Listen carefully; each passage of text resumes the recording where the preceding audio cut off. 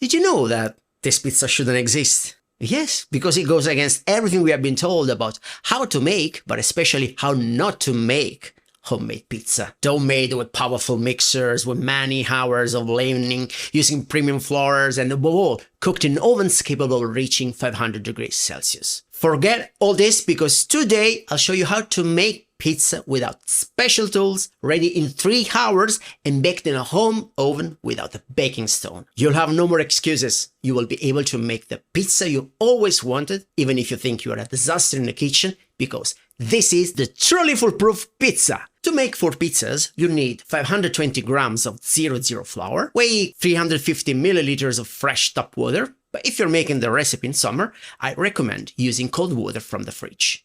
9 grams of salt, and 5 grams of fresh yeast or 2.5 grams of dry yeast. If you're not sure how to weigh, I'll leave a link in the description for a precision scale that costs less than $10 or €10, so you can weigh them if you want. As I promised, the preparation is foolproof, and anyone following the recipe will be able to succeed. Crumble the yeast into the flour and mix with a fork. Now add the salt and mix again. We complete the first phase by pouring in the water. With the help of a fork or wooden spoon, start mixing until the water is completely absorbed. This operation is simple and quick, and you'll really only need a couple of minutes. You don't need to knead, just make sure no flour remains at the bottom of the bowl. Don't worry if the dough is ugly, dirty and bad. It's perfectly normal, but it's also the secret behind this very easy dough. At this point, you can cover the dough and let it rest for 20 minutes. In the meantime, like this video, because if you exceed 1000 likes, in another video, I'll show you how to make it in a mixer without complicating your life. So, after 20 minutes, as if by magic, the dough has remained as ugly as before, but notice that now it's extensible and easy to handle. Pour it onto the table and make folds like this. Pull, cover, and turn the dough. Repeat this a couple of times until the dough has reached a less mushy consistency. If it's not softer, close the dough with the pirlatura technique. That is this technique where you slide the dough towards you to ensure a sort of twist that will make the dough tougher. Continue until the dough has more silky appearance, but without trying to be perfect by endlessly pulling. In fact, the surface could tear if subjected to too much stress. Now, use the bowl to cover the dough and let it douse for about 10-15 minutes. After this time, the dough has definitely relaxed, and this, I assure you, will be a determining factor for the lamination phase. Spread the dough by pulling it as if it were a kind of blanket until it has reached a size more or less like this dough here.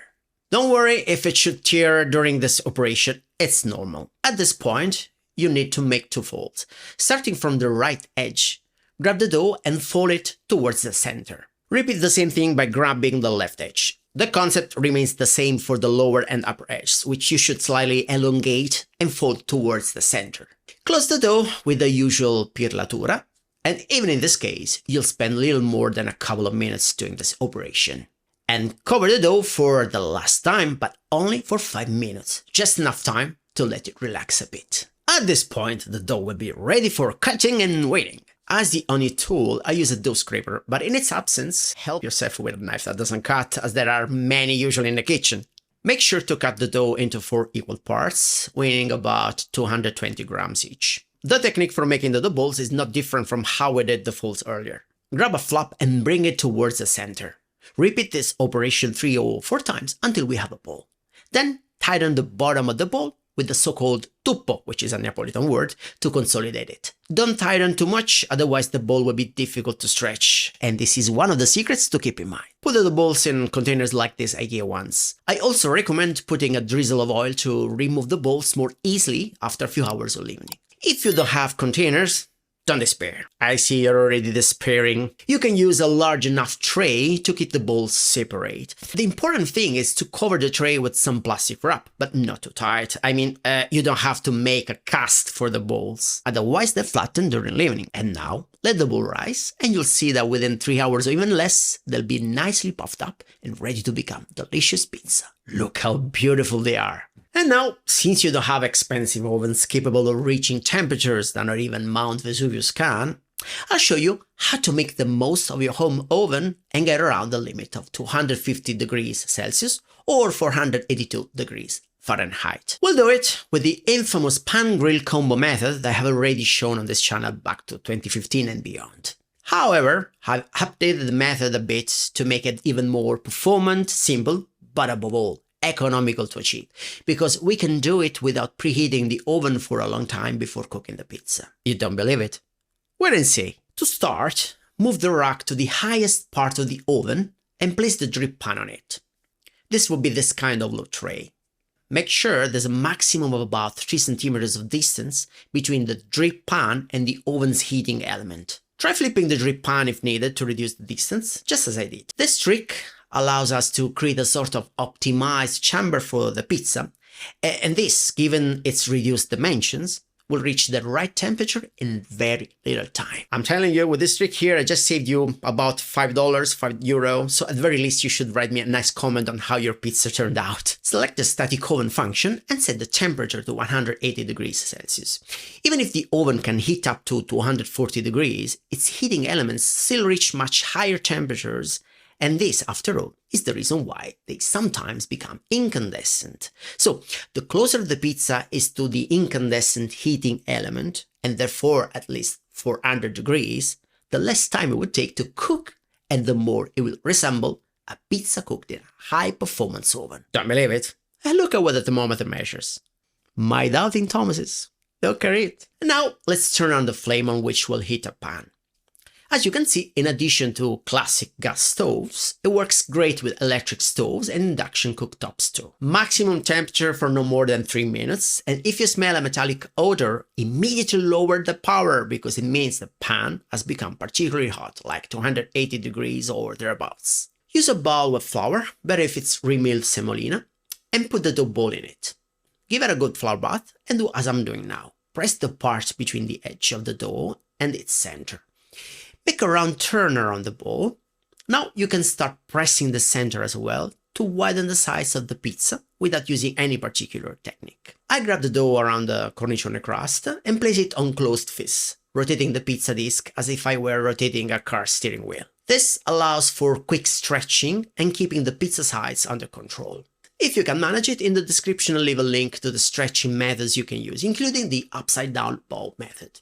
The size of the pizza should not, of course, exceed that of the pan. At this point, gently lay the pizza on the pan, make it adhere to its edges or adjust the shape if it's not very round, helping yourself with your fingers, but be careful not to burn yourself because I don't want to get sued by anyone. Now cover with a lid and lower the flame or temperature to half. During this phase, let it cook until the cornicione crust begins to puff up and the first bubbles form in the center of the pizza. At this point, you can season it. The principle is simple. The more you abound in toppings, the longer it will take to cook and the crisper it will become. Since we want to imitate Neapolitan pizza, we'll have to limit the amount of ingredients to achieve the fastest cooking possible. So I add a spoonful of tomato sauce and spread it on the surface of the pizza. Sprinkle basil, some whole, some hand-torn, practically everywhere. A bit of grated hard cheese as per the Neapolitan pizza regulations, and finally the mozzarella or fior di latte, whichever you have. A drizzle of oil, and we cover again with the lid. At this point, we return to the oven and switch the cooking to grill and raise the temperature to 200 degrees Celsius. This will allow the heating element to become incandescent in about a minute or so. Let's go back to the pizza. Check the bottom. If it's well cooked, then it's time to move it to the oven. Make sure the heating element is red before putting the pizza in the oven. If it's not, don't leave the pizza on the fire, otherwise it will burn. With the heating element red, put it in the oven without hesitation. Trick: put the pizza under the part of the heating element with the densest coils, the part with more electrical tubes, because it will be the hottest part of the heating element. And by the way, electricians, forgive me for simplifying too much. Close the grill and the door and raise the temperature to 220 degrees and start cooking. If it seems that the heating element is turning off or has turned off in the middle of cooking, raise the temperature to the maximum. This will allow the grill to become incandescent again and quickly return to temperature, thus cooking the pizza within the canonical 2 minutes. Everything is proceeding well, but we obviously need to turn the pizza for more even cooking. So we close everything and continue for another 20-30 seconds of cooking, and here it is. As you can see from the oven clock, less than 2 minutes have passed, since I put it in when it was already 21 past 4 and took it out at 23 past 4. I'd say not bad for a pizza that left it in 3 hours and cooked in home oven in 2 minutes. But how would it be inside? But above all, would it be good? I'd say not bad for a pizza leavened in 3 hours and cooked in a home oven in 2 minutes. The air bubbles are good wherever it's cut, and the bottom is very well cooked. But above all, the pizza falls like Neapolitan pizza, and the taste. I'll just tell you one thing, spectacular! And now I'll tell you.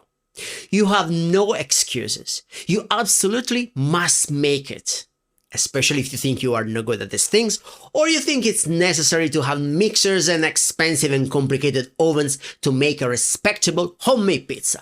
Bye and see you next time!